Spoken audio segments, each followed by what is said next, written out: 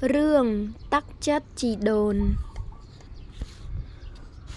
một đó năm ní cụ má sầm bát miênอายุ7 ឆ្នាំហើយ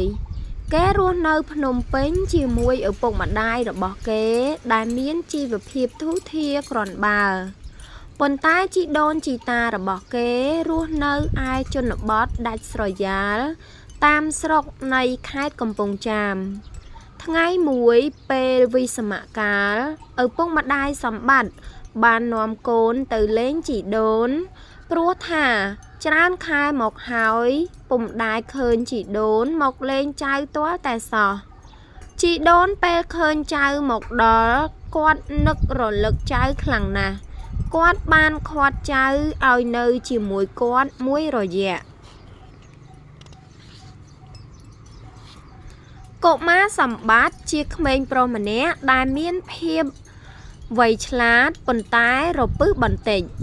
ជីដូនរបស់សម្បត្តិមានចរិតអត់ធ្មត់និងមានចិត្តករុណាចំពោះចៅណាស់ទោះបីចៅរបស់គាត់រអ៊ូរទាំនិងមានអាកប្បកិរិយារពឹសយ៉ាងណាក៏ដោយតែអ្វីដែលគាត់ពិបាកនោះគឺចៅជាអ្នកទីក្រុងរីឯគាត់ជាអ្នកជនបទ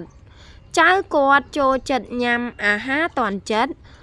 និងធ្វើអ្វីតាមតែអំពើចិត្តរបស់គេមួយរយៈកន្លងមកសម្បត្តិមានអារម្មណ៍ពិបាករស់នៅតាមជនបទដែលគ្មានទាំងចរន្តអគ្គិសនីនិងគ្មានផ្សារទំនើបនោះណាសម្រាប់ការទិញសាំងវិច hamburger តាមតម្រូវការរបស់គេដូច្នេះហើយធ្វើឲ្យសម្បត្តិកិច្ចកុកយំអុកឡុកជីដូនជាញយ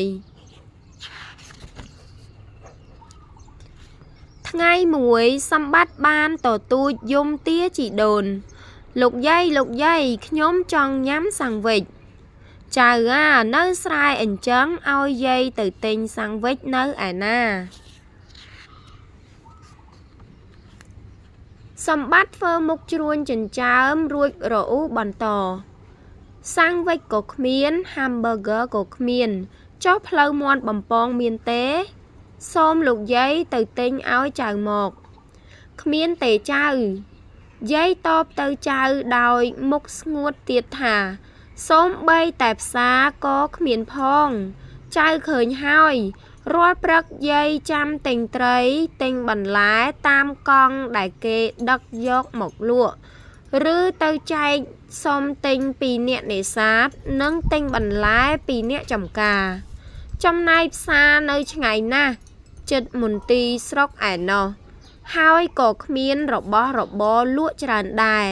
លក់តែមួយព្រឹកក៏អស់រលីងសម្បត្តិឮដូច្នេះឈរត្រឹងមួយសន្ទុះហើយទន្ទ្រាំជើងចង់យំបន្តិចចង់ស្រែកបន្តិចរួចក៏ង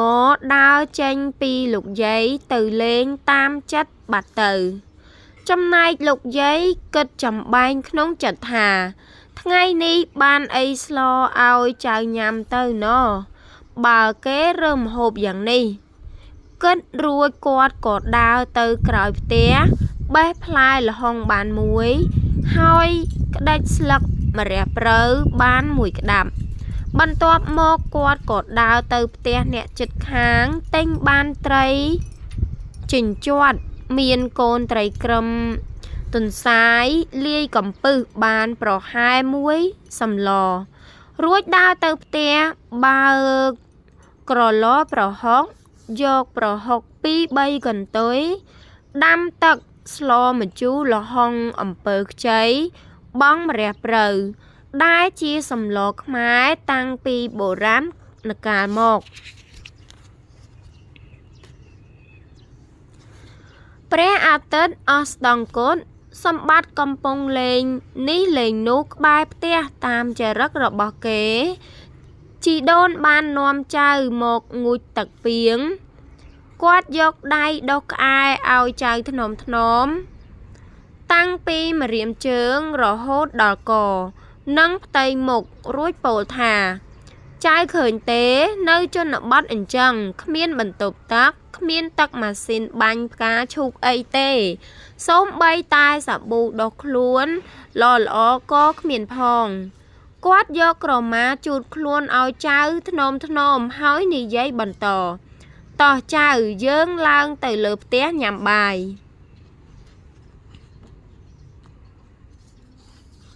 យាយបានរៀបចំបាយឲ្យ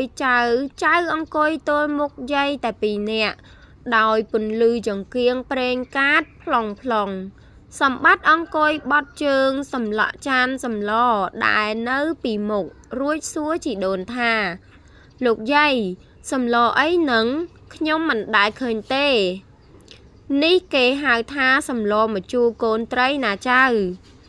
សម្បត្តិត្រឹងបន្តិចក៏នឹកឃើញទៅដល់ត្រីក្រំដែលខ្លួនធ្លាប់ចិញ្ចឹមក្នុងដបនិងធ្លាប់ឲ្យវាជុលគ្នាទៀតផងទើបឆ្លើយថាខ្ញុំមិនញ៉ាំទេ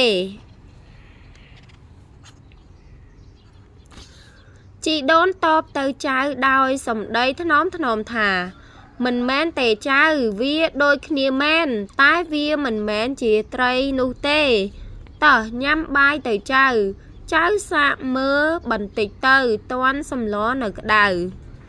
គាត់និយាយបណ្ដាលដួសសម្លមួយស្លាបព្រាមានកំពឹស2 3លាយកូនត្រីមួយស្រូបលាយបាយបញ្ចុកចៅ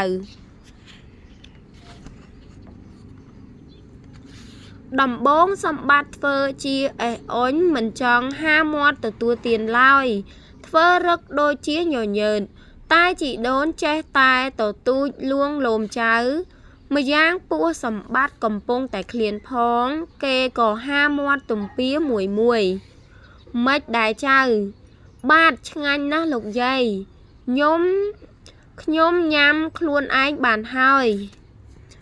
សម្បត្តិទាញចានបាយនិងស្លាបព្រាហត់សម្លគ្រូម្ដងនេះសម្បត្តិប្រឹងញ៉ាំយ៉ាងញាប់មាត់គេទទួលទានបាយអស់ជាង1ចានទាំងបែកញើសជោគថ្ងាសជីដូនឃើញដូច្នេះក៏ត្រេកអរណាស់ហើយសើចតិចរាត្រីកាលចូលមកដល់យប់នេះសម្បត្តិឆាប់គេងណាស់ព្រោះពលបាយពីក្បាលប្រលប់ដោយសម្លម្ជូរបង់ម្រះព្រៅធ្វើឲ្យសម្បត្តិគេងលក់យ៉ាងស្កប់ស្កល់ជំនោរខ្យល់ពីទន្លេត្រជាក់តាមបែបធម្មជាតិស្ងប់ខ្យល់បន្តិចសម្បត្តិភ្ញាក់ងើបឡើងរអ៊ូទីរកកង្ហាជីដូនភ្ញាក់ឡើងទាញបានផ្លិតស្លឹកត្នោតមួយបក់ថ្នមមួយឲ្យចៅកេងទៅវិញដៃម្ខាងអេះអង្អែខ្នងតិចដៃម្ខាងបក់ផ្លិតបណ្ដាលសម្បត្តិទទួលអារម្មណ៍ថាខ្យល់ផ្លិតដែលជីដូនកំពុងបក់ឲ្យពិតជាត្រជាក់ជាងកង្ហានៅភ្នំពេញទៅទៀតបទពិសោធន៍បន្តបន្ទាប់ជាច្រើនដែលមាននៅក្នុងភូមិនេះបានធ្វើឲ្យសម្បត្តិយល់ដឹងពីទឹកចិត្តដ៏កក់ក្ដៅរបស់ជីដូនហើយមុនពេលដែលសម្បត្តិត្រឡប់មកទីក្រុងវិញគេបានជួយធ្វើកិច្ចការជាច្រើនរបស់ជីដូននៅពេលសម្បត្តិត្រឡប់មកដល់ទីក្រុងវិញសម្បត្តិតែងនឹកឃើញនៅអនុស្សាវរីយ៍និងទិដ្ឋភាពស្រុកភូមិតាមជនបទដែលពោរពេញទៅដោយធម្មជាតិដ៏ត្រកាលដូចជាពេលជិះទូកជាមួយជីដូនតាមដៃទន្លេទៅបេះផ្កាប្រលិតត្រកួនកញ្ឆែតផ្កាកំប្លោកផ្កាស្នោដែលមានពណ៌ចម្រុះគួរឲ្យគយគន់និងជួនកាលជីដូនដាក់គេឲ្យជិះលើខ្នងគោដឹកបណ្ដាលចុះលាងទឹកតាមច្រាំងទន្លេជាមួយដែលជាពេលដែលអាចឲ្យសម្បត្តិអាចរៀនហែលទឹកបានទៀតផងសម្បត្តិមានអារម្មណ៍ថាសប្បាយរីករាយយ៉ាងខ្លាំងដែល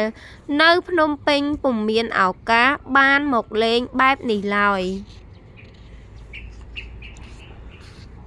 ជួនកាលសម្បត្តិដើរទៅចំការជាមួយជីដូនឃើញចំការឪឡឹកត្រសក់ល្ពៅដែលជាបន្លែស្រស់ពិសេស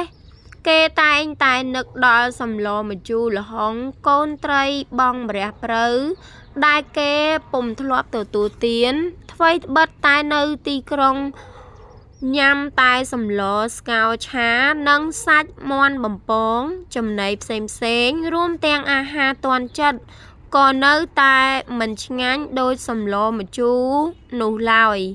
ឥឡូវសម្បត្តិរៀននៅសាលាបឋមសិក្សាថ្នាក់ទី3ហើយបវេសនកាលឆ្នាំថ្មីនេះសម្បត្តិនឹកដល់រឿងអតីតកាលគេតែងតែសួរមិត្តភក្តិគេថាតើជីដូនរបស់ឯងនៅខេត្តណាជីដូនខ្ញុំ